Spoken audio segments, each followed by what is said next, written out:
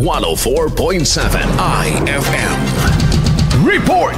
Dumadaing ang ilang Pangasinense sa matataas na presyo ng mga pangunahing bilihin tulad ng pagkain at langis. Ani ng ilang consumer, bungad pa lamang ng Enero ay naramdaman na nila ang pagtaas ng presyo ng mga pangunahing bilihin, partikular na ang gulay, karne at bigas.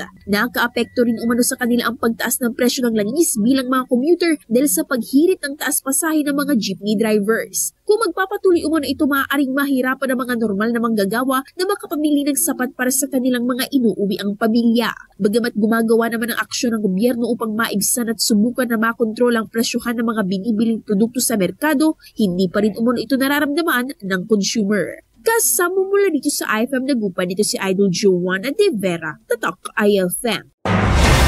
IFM News. IFM News. IFM News.